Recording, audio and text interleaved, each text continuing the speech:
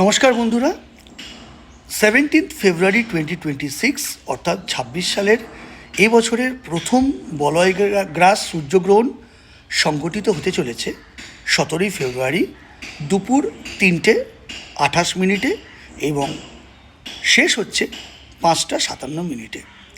তো ১৭ই ফেব্রুয়ারি মঙ্গলবার এই বলয়গ্রাস সূর্যগ্রহণ সংগঠিত হচ্ছে কুম্ভ রাশিতে, যেখানে বর্তমান রাহু অবস্থান করছে। তো ১৭ই ফেব্রুয়ারি রাহু যেখানে অবস্থান করছে সেখানে রবি প্রবেশ করছে এবং চন্দ্র অ্যাসোসিয়েট করছে, যোগদান করছে, যার ফলে রবি রাহু চন্দ্র একযোগে গ্রহণ সংগঠিত করছে।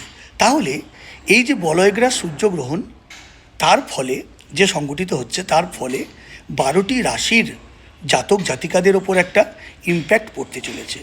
কী সেই ইম্প্যাক্ট, তার একটা সংক্ষিপ্ত আলোচনা নিয়ে আমি আপনাদের কাছে বক্তব্য রাখতে এসেছি। মন দিয়ে শুনবেন, স্কিপ করবেন না। আর এই গ্রহণ সংক্রান্ত বিস্তারিত আলোচনা আমি আমার ইউটিউব চ্যানেল ভাগ্যদিশারিতে বিস্তারিতভাবে দিয়ে দিয়েছি, সেটা আপনারা চাইলে দেখে নিতে পারেন। তো বন্ধুরা, মেষ থেকে মীন এই যে 12টা রাশি বা লগ্ন, প্রত্যেক মানুষের জীবনে এই বলয়গ্রাস সূর্যগ্রহণের প্রভাব অত্যন্তভাবে প্রভাবিত হবেন তারা। যারা মেষ রাশি, তাদের 11th হাউসে কিন্তু এই গ্রহণ সংগঠিত হচ্ছে।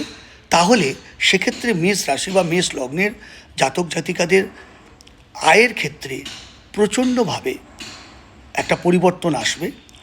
সুতরাং আয় ব্যয়কে আপনারা সতর্ক থাকুন এবং শরীর স্বাস্থ্য নিয়ে উদ্বেগ দেখা দিতে পারে। যারা বৃষ রাশি বৃষ লগ্নের জাতক জাতিকা, তাদের 10th হাউসে এই গ্রহণ সংগঠিত হচ্ছে, অর্থাৎ কুম্ভ রাশিতে।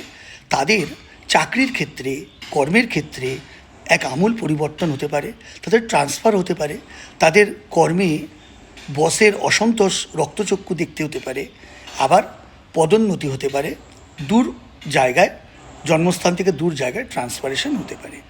আবার বহু যোগে তাদের কর্মত্যাগ অর্থাৎ কাজ চলে যেতে পারে, কাজ ছেড়ে যেতে পারে।